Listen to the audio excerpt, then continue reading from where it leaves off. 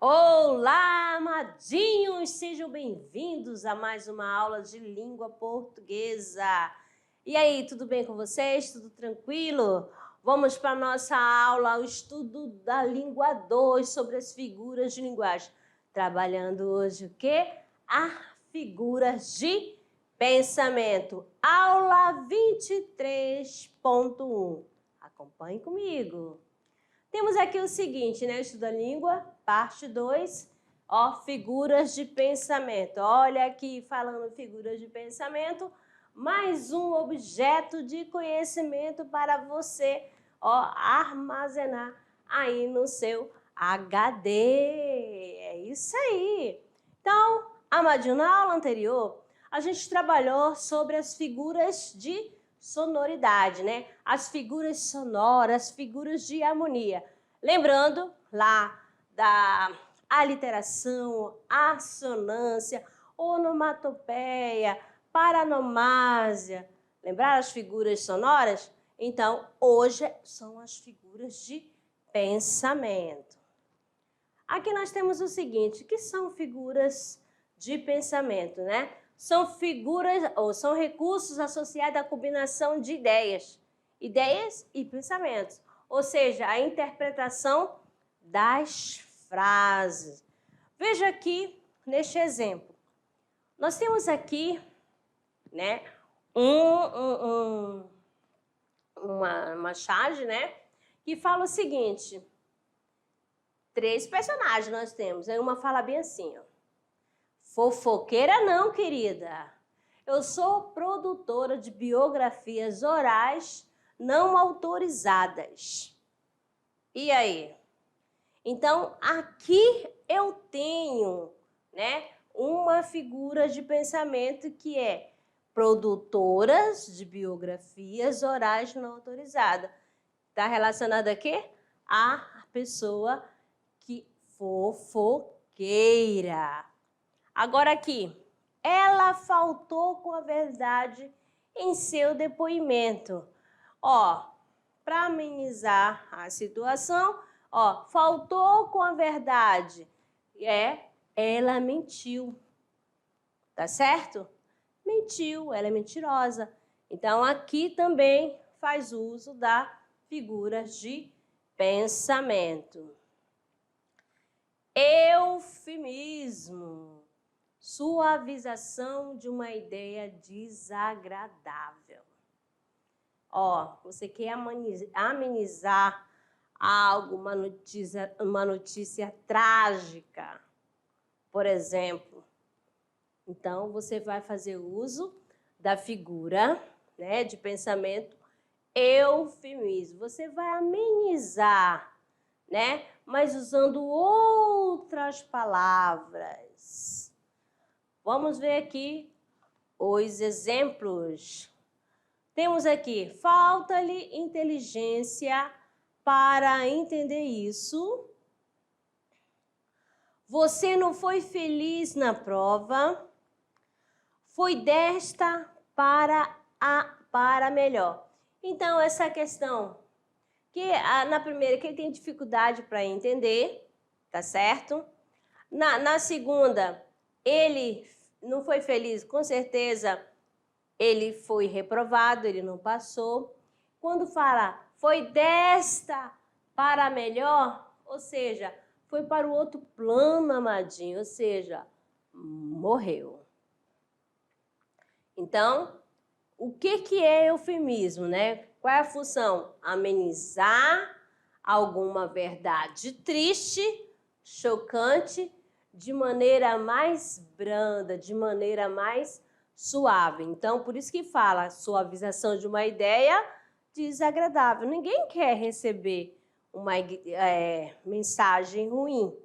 E já como é necessário passar essa mensagem, então vamos passar de maneira mais branda, tá bom?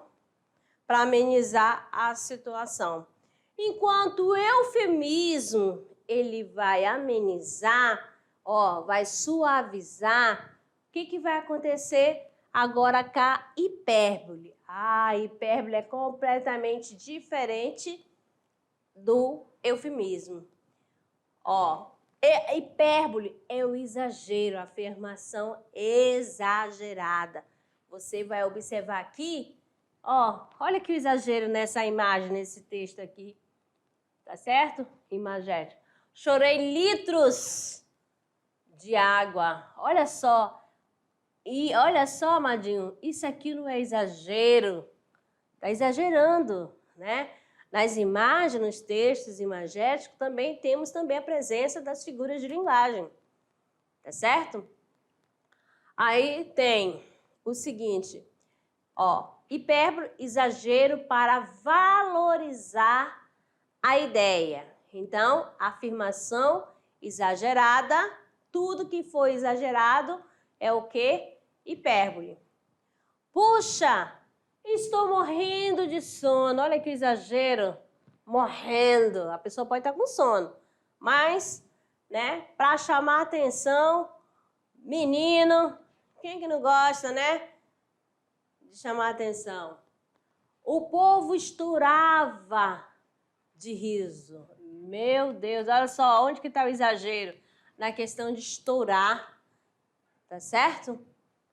Eu tenho um amor maior que o mundo, olha só, exagerando, dizendo que o amor dele é maior do que o mundo, olha só, maior que o mundo.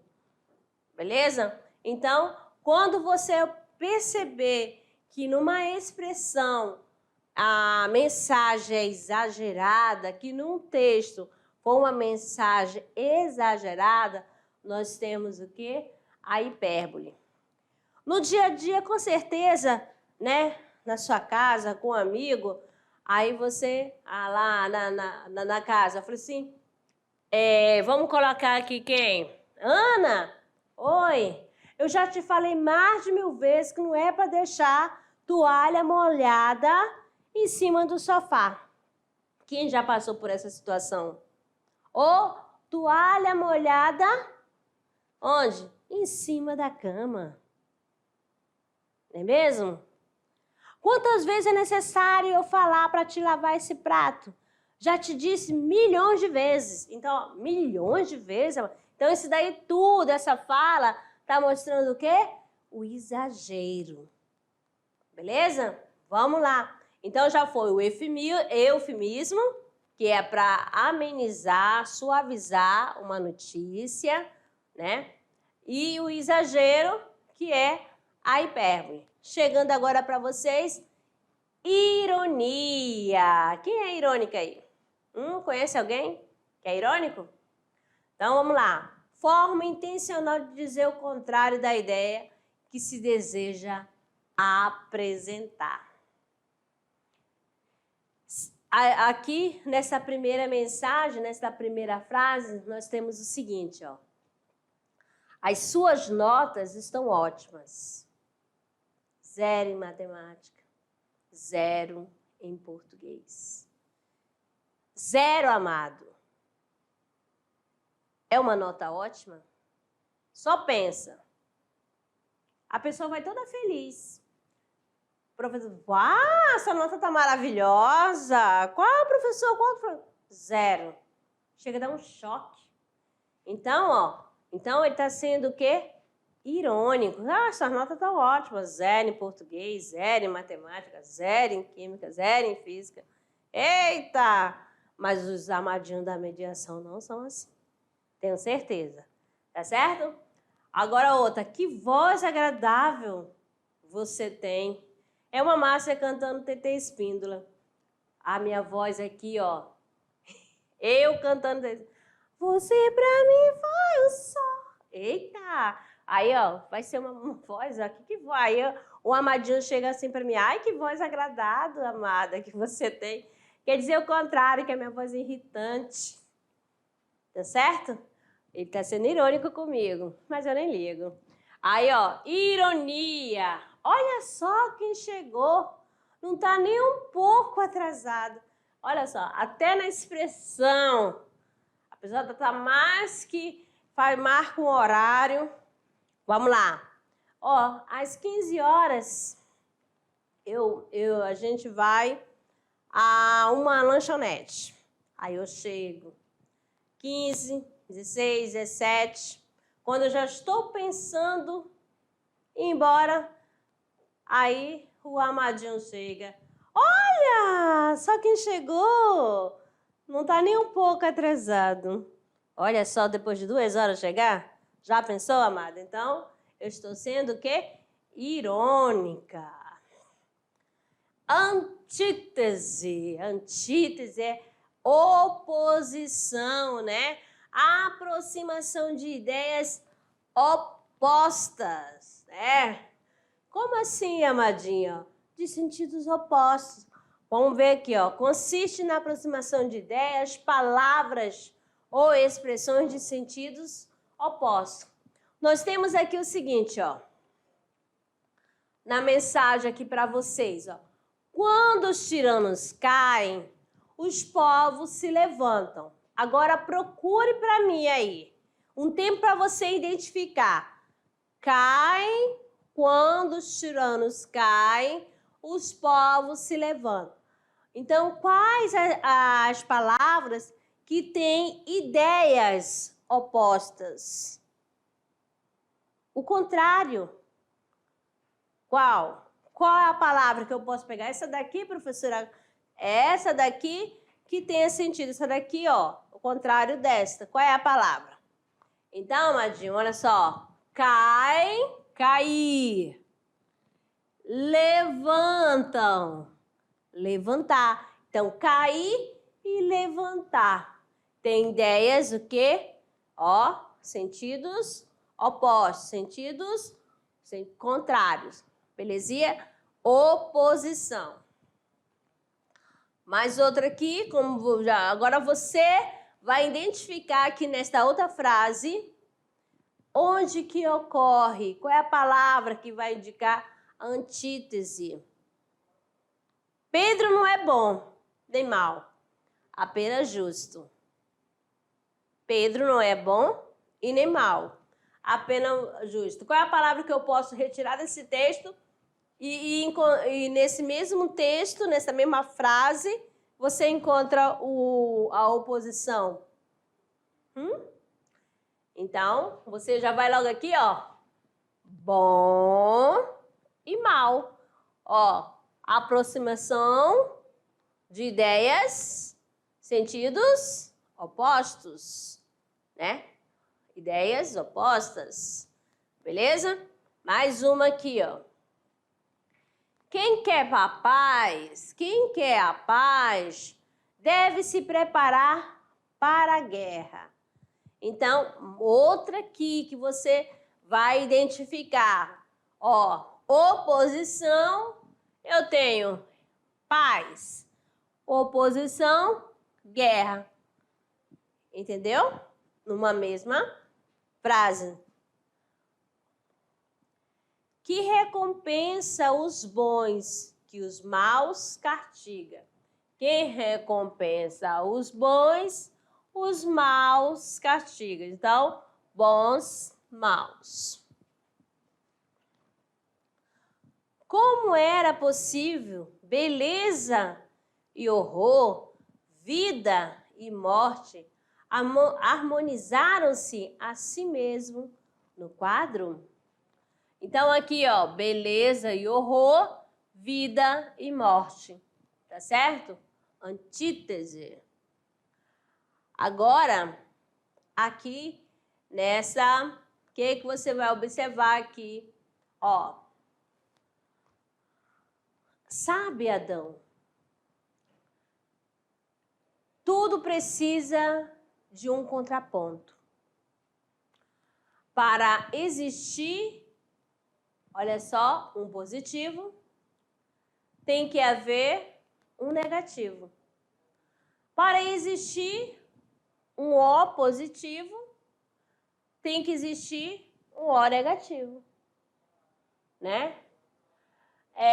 Se o mal, como saberíamos que é o bem? O que será da paz sem a guerra? O que seria de John sem oco. Então, aqui, a pessoa vai fazendo perguntas e mais perguntas, né? Vai fazendo, vai estar filosofando, tá refletindo. E nesse texto aqui, você já vai percebendo, né? Que ele, em cada quadrinho, né? Tem a presença da antítese, tá? Quando ele fala assim, sabe, Adão? Tudo precisa de um contraponto. Ó, ele fala um positivo e um negativo. Positivo, negativo. Aí vai para o outro. O mal e o bem. Paz e guerra. Antítese. Curiosidade, amadinhos.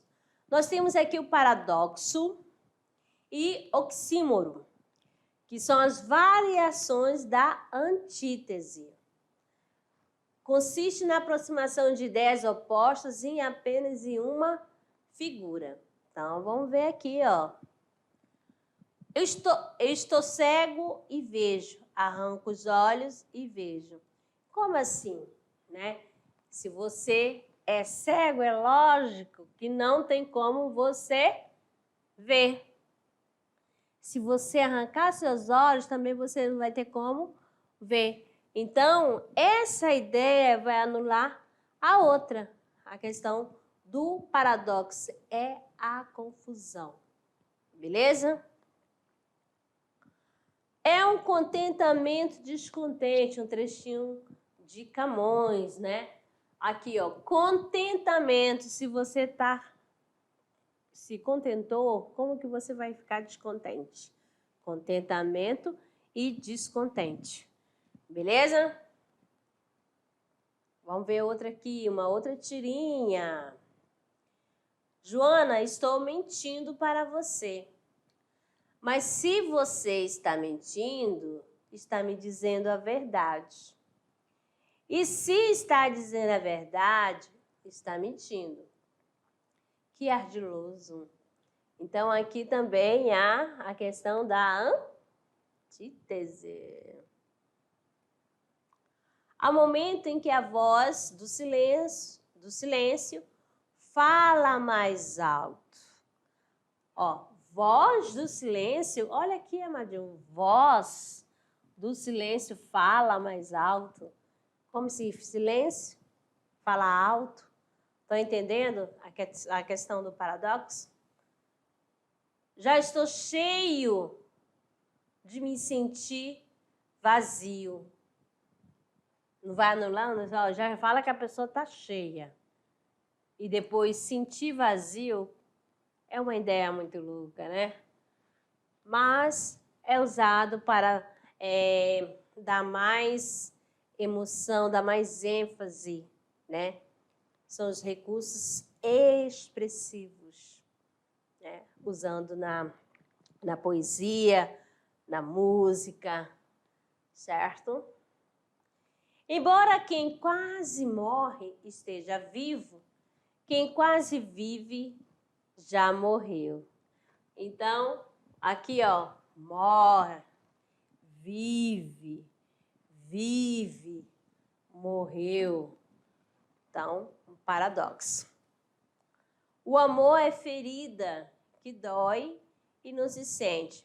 Amadinho, se está doendo, é porque você está sentindo, tá? Não tem como não doer sem se sentir. Então, aqui por isso que fala, vai anulando a ideia, tá certo? Paradoxo. Há aquela confusão.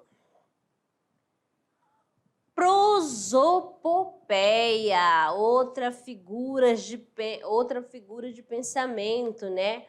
Ou também conhecida como personificação.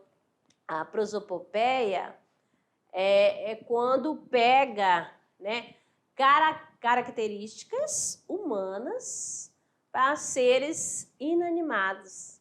Como assim? Vamos lá. Ó, é a atribuição de características humanas a seres não humanos, inanimados, imaginários ou irracionais. O carro morreu. Morreu? Olha só, isso aqui é uma característica do quê? Né? De seres humanos.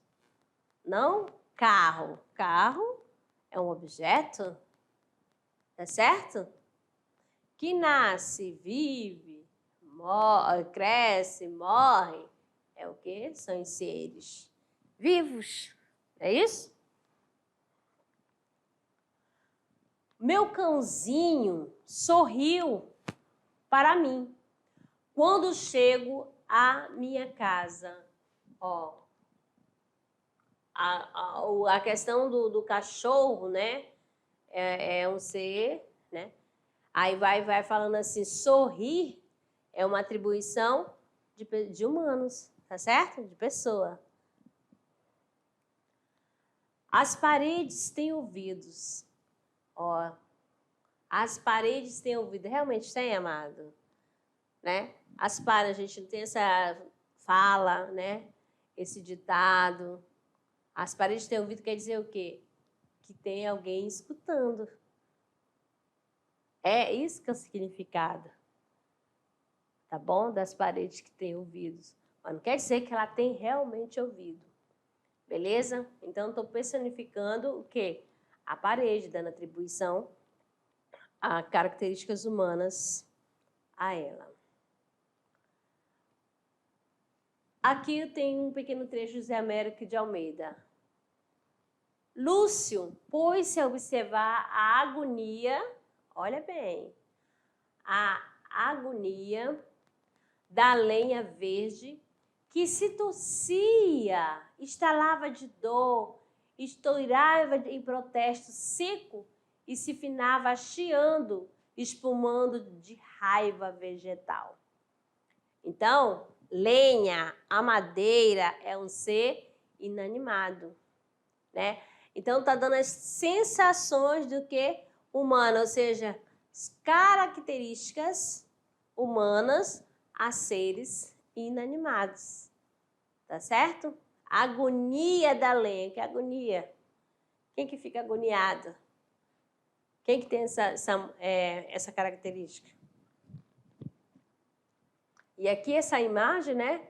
Quando você vai, ó, pôs-se a observar a agonia da lenha verde.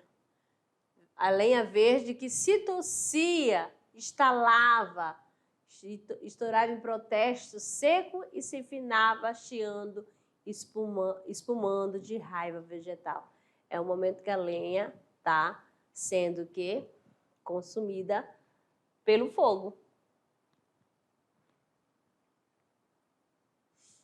Mais outra aqui, né? Na tirinha de Chico Bento.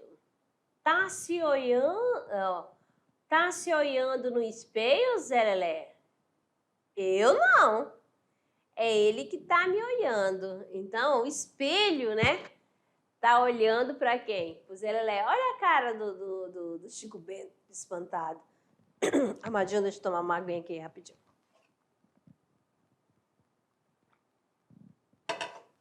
Viu só? Então, aqui, a tirinha, dentro deste gênero, tem o quê? A personificação, a prosopopeia. Quando ele fala, ele que está no seu espelho, tem olhos, amado? Então, quem olha? Que essa ação é de quem? De humano, tá bom? Espelho, espelho meu, existe alguém mais bonita que eu? Aff. Dizem que a liberdade o libertará. Aí o espelho pensou, né? Mas se eu lhe disser a verdade, eu vou acabar quebrado e alguém vai ter 7 anos de azar. Então, ó, espelho pensa, amadinho. Então, você já vai ligando. Toda vez que atribuir característica humana a seres inanimados, é prosopopeia ou personificação. Beleza? Gradação. Outra figura de pensamento, que é o encadeamento de palavras ou ideias com efeito cumulativo. Vai acumulando, tá certo? Vamos lá. Esperarei por ela quando for preciso. Um dia? Uma semana, olha só a gradação. Um mês, um ano. Aí, mais outra. O pai olhava aquilo com tristeza. A mãe chorava e as crianças estavam aos prantos. A tristeza, chorava e aos prantos. Então, você percebe a gradação. Ele pensou, mediu, pesou e pulou. Foi o melhor salto que já fez. Então, ó, pensar, olha só a acumulação de ideia. Vai juntando, ó. Medir, pesar e pular. Eu era pobre. Era um subalterno. Era nada, ó. Entendeu? Gradativamente. E pode ser crescente ou decrescente. Apóstrofe. Apóstrofe é a invocação ou a interpelação do ouvinte ou do leitor a seres reais ou imaginários, presente ou ausente. Vamos lembrar do vocativo, né? Vocativo. Lembra lá do vocativo que a gente já estudou? Entendeu? Então, nós temos aqui, ó. Senhor, Deus do desgraçado, dizei-me vós, Senhor Deus. Então, ó, essa questão, ó, chamando a atenção de alguém, né? Se eu deliro, ou se é verdade, tanto horror perante os céus. Castro Alves. Afasta de mim esse cálice, Pai. Então, onde que você vê? É para quem essa fala, né? É para quem essa fala? Então, você percebe aqui a questão da apóstrofe, né?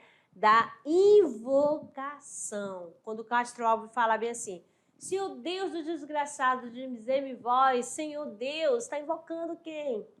Deus. Se eu deliro ou se é verdade, tanto horror perante os céus.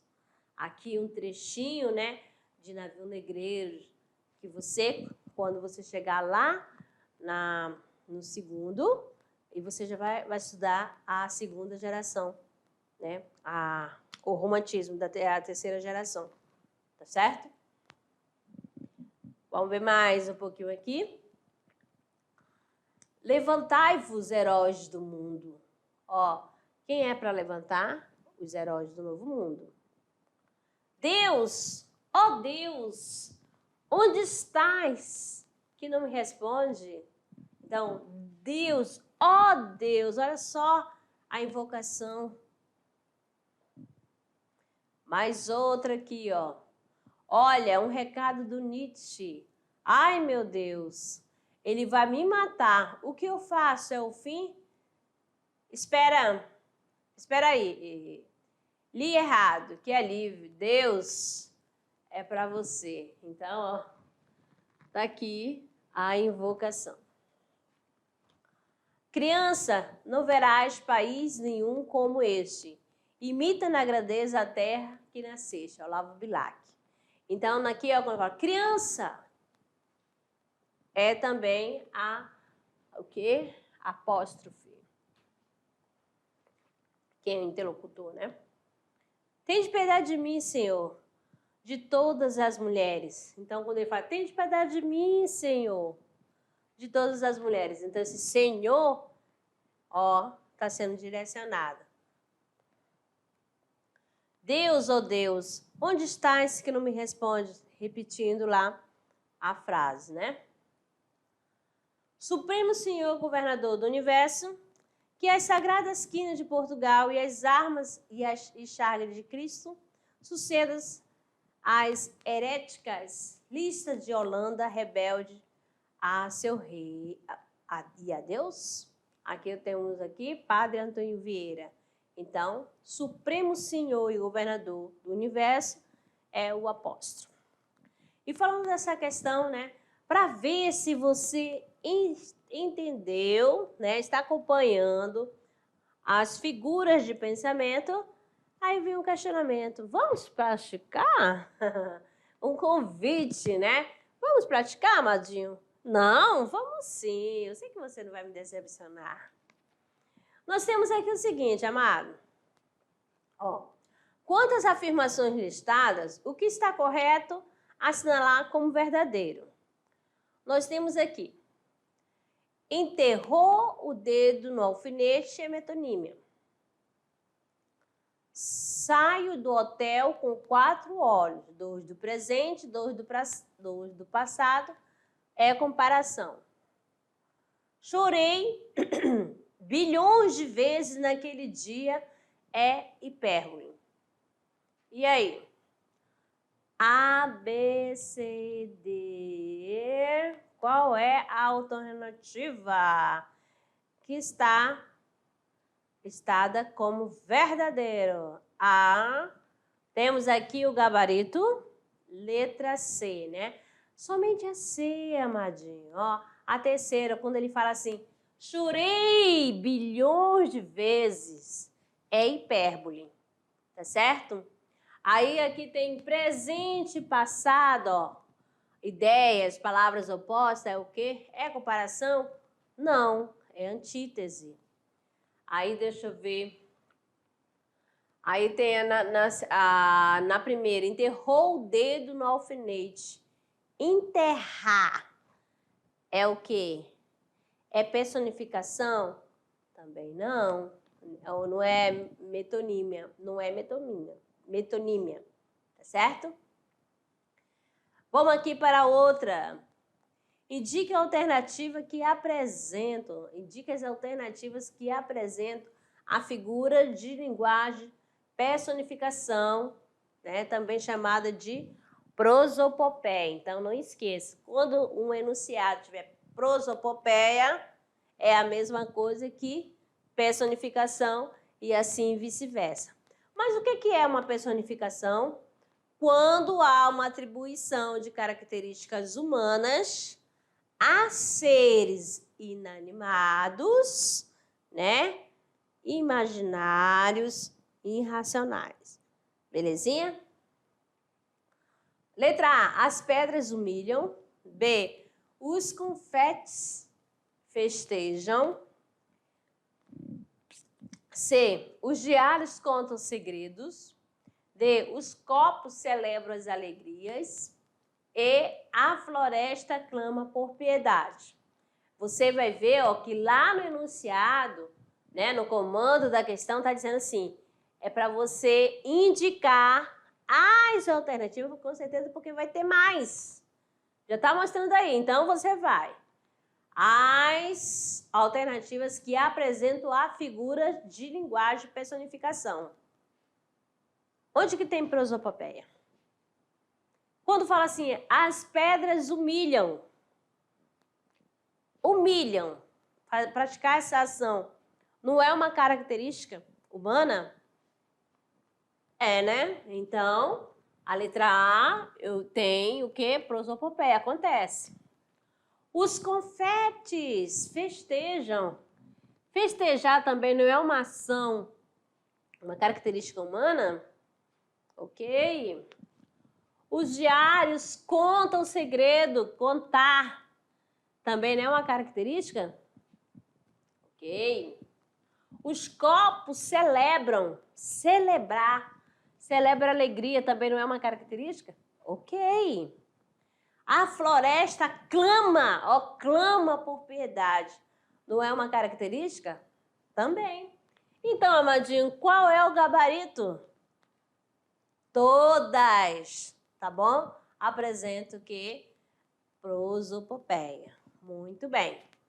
Terminando aqui esse vamos produzir, agora é o momento de hora de produzir trabalhando o gênero. Vamos lá.